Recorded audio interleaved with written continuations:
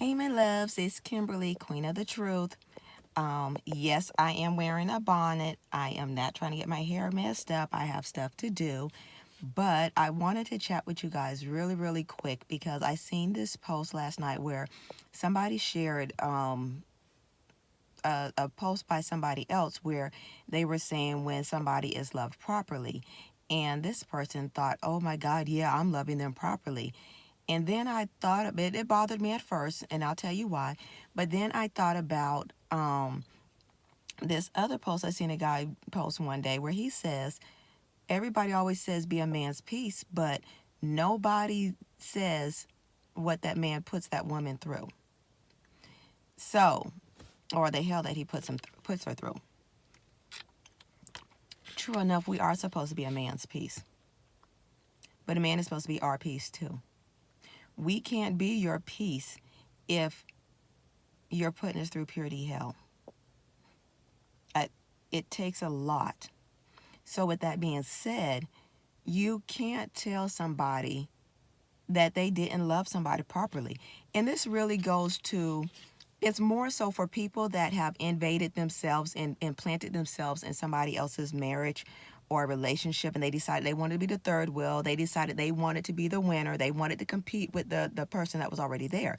Because, and the reason why I address them is because you never find two single people that are happily single that decide to get together and be together. They're happy. They're not worried about the past partner. Unless that past partner is doing something to be threatening, or that other partner has given them some kind of inclination that there may still be some ill will feelings there that they haven't dealt with. But you never get these comments from single people that decide to get together and make it a relationship. You only get these comments from people that decided to be the other person, to be the third wheel. Because, and the reason why they only make the comments is because they only get one side of the story. They get the side of the story of the adulterer. And of course, the adulterer is going to make themselves look good because they want to do what they're doing. They want to justify their wrong actions. And see, the thing with an adulterer is once they're an adulterer, they've gone into deceit, they've gone into lies. And to make things better, they have to lie on that person. They have to lie to themselves. They have to lie to this third person. They have to lie to everybody around to justify what they're doing, because if they sit and actually think about what they're doing, they realize the pain and hurt that they're causing somebody. So they have to put themselves in a position to where they're believed. So you, as the other person, the third person, that's what we're going to call you, the third person, you can't say how somebody loved somebody.